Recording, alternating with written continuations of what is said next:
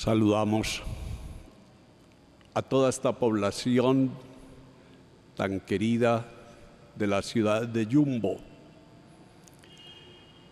Y desde esta su parroquia central, la parroquia del Señor del Buen Consuelo, junto con el párroco y vicario episcopal de la zona, el padre José María López, con el sacerdote delegado de las comunicaciones, el padre Ober Gallego, con estos dos queridos diáconos transitorios, el que acompaña aquí en Yumbo, el diácono Samuel Castro y el diácono César Fernández.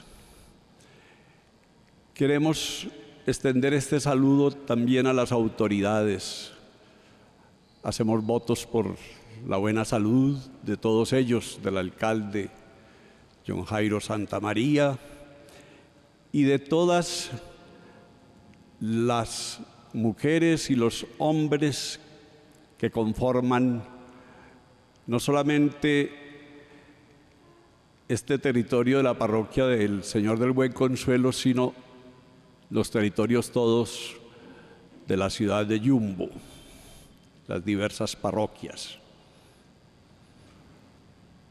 Y es esta solemnidad del Señor del Buen Consuelo la que ha venido marcando la historia en los últimos años de esta ciudad, sobre todo desde hace 81 años, cuando se consagró este templo parroquial, un 21 de septiembre de 1939. Aquí al frente está la estatua de Fray Alfonso de la Concepción Peña, el franciscano que animó toda esa época del surgimiento de este templo y la dedicación a esta antiquísima imagen del Cristo, el Señor del Buen Consuelo, y la solemnidad que se celebraba siempre los días 14 de septiembre, al igual que el Señor de los Milagros de Buga, pero que también con el tiempo fue ubicándose el último domingo de septiembre. Como arzobispo de Cali, siento siempre un gran afecto, un gran aprecio por esta comunidad, por esta ciudad, que es parte muy influyente en la vida de la arquidiócesis, en este norte de la arquidiócesis. Y hoy, al presidir esta Eucaristía, recojo las intenciones de todos. Y les pido también a quienes siguen la Santa Misa que tengan en cuenta a esta población tan importante de Colombia, Yumbo. Es una palabra muy rotunda la que nos da el Señor, diciéndonos que el que ha sido considerado justo no lo será por haber sido considerado así, no lo será siempre. Puede también pecar y tendrá que responder por su pecado, morirá por su pecado. Y el que es malvado no siempre tendrá que ser malvado, ni ser considerado malvado. Podrá recapacitar y ser perdonado y vivir con la vida de Dios. El profeta Ezequiel se encarga de quitarnos falsas seguridades y falsos juicios condenatorios. Ambas cosas son peligrosas. para el verdadero creyente. Y el Señor en el Evangelio nos pone palmariamente la realidad de los publicanos y prostitutas, que escucharon al Bautista y se convirtieron a Dios. En cambio, muchos de los considerados creyentes, miembros del pueblo escogido por el Señor, no lo escucharon, no se convirtieron. Y por eso llevarán la delantera publicanos y prostitutas en el reino de Dios. No todos los que estamos en la iglesia, por estar en la iglesia, somos del reino de Dios. Ni todos los que están en el reino de Dios tienen que estar en la iglesia.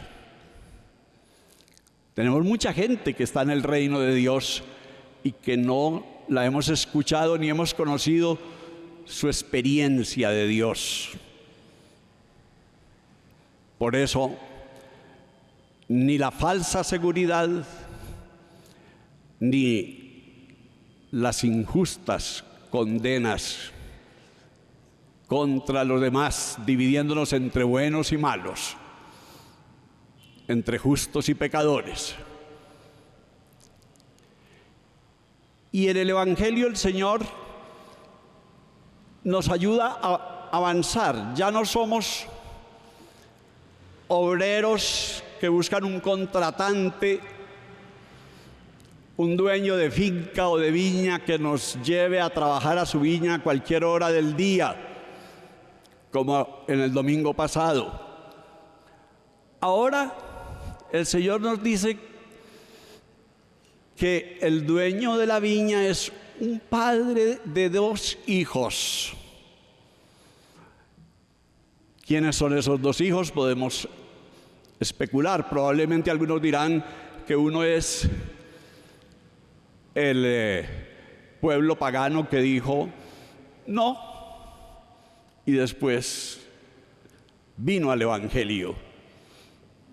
U otro será el pueblo judío que dijo sí, y después le dio la espalda al Evangelio, a Cristo Jesús. Es posible que el Señor nos esté diciendo con estas 2 parábolas, la del domingo pasado y esta, que no tenemos que buscar la paga en la vida, sino que tenemos que vivir de amor filial. Es el amor filial al Padre, al dueño de la casa, al Señor y dueño nuestro, el que ha de caracterizar nuestra vida. Y por eso estos 2 hijos representan una respuesta que es un no y después un sí, y no la respuesta que dice sí y después un no. Lo importante es hacer la voluntad del Padre. Lo importante es el amor filial. Y claro, en el orden de las cosas prácticas, el que dijo no y sí fue a la viña es el que hizo lo que el Padre quería. Pero hay que tener en cuenta que hay un tercer hijo, y es el que nos está hablando, es Jesús. Y es del que nos habla Pablo en la carta a los Filipenses, la segunda lectura. Ese hijo que, lleno de amor filial, obedece al Padre. Y esa obediencia le significa despojarse de sí mismo, rebajarse, bajarse hasta la condición de esclavo, como uno de tantos, y llegar incluso hasta la muerte y muerte de cruz. Ese despojo, ese abajamiento de Jesús. Lo llama el apóstol la humildad, el camino de la humildad, y a este camino nos exhorta a todos, a entrar en este camino que es garantía de amor fraterno, de unidad, de tener todos un mismo sentimiento, un mismo espíritu, unos mismos pensamientos. Esa identificación de todos en Cristo, en la humildad de Cristo, es lo que nos permite crecer, conquistar la unidad del cuerpo de Cristo, construir la unidad de la especie humana sobre la tierra. Estas palabras nos muevan para que también nosotros nos acerquemos a la persona de Cristo y mirando su camino de abajamiento, de despojo y vaciamiento de sí mismo, también contemplemos su exaltación, cómo Dios entonces exaltó su nombre sobre todo nombre, y al nombre de Jesús se debe doblar toda rodilla en el cielo, en la tierra, en los abismos, y toda lengua proclamar que Jesucristo es Señor, para gloria de Dios Padre.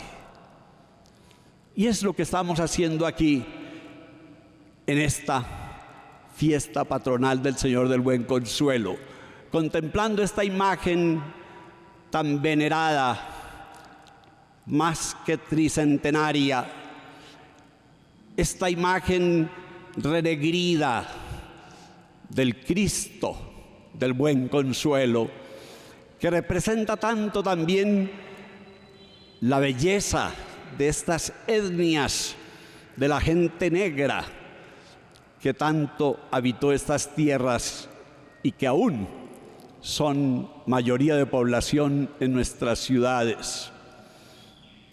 Que todos nos identifiquemos como uno en la persona de Jesús, porque reconocemos que la misericordia de Dios existe para el malvado y la justicia de Dios existe para los que se llaman justos. Nuestra sociedad, nuestro país, nos necesita a todos, caminando por estas sendas de humildad y de cruz, para conquistar la vida, la resurrección, la paz, la reconciliación entre todos. Esta sociedad nuestra, tan herida, tan sufriente, es sin embargo una sociedad que quiere sobreponerse. Así lo expresaron también las gentes mayoritariamente en su movilización, en sus marchas, aún con el miedo de tantos estados de violencia que afectan a nuestro país. Hay mucha esperanza cuando la gente se propone detener la violencia, y sin violencia alguna podemos protestar contra todas las violencias, incluida la institucional, que también la hemos vivido con crudeza y con dolor. Hermanos y hermanas, que todos con Cristo Jesús formemos la fuerza de la esperanza en nuestra patria, en el mundo, y que María al pie de la cruz, a quien hemos recordado en este septiembre, nos ayude a estar también firmes, esperanzados, fuertes ante esta realidad de la violencia a la que tenemos que decirle no, no. Jamás la violencia colonizará, reclutará nuestros corazones, nuestras mentes, nuestras vidas. Que así sea.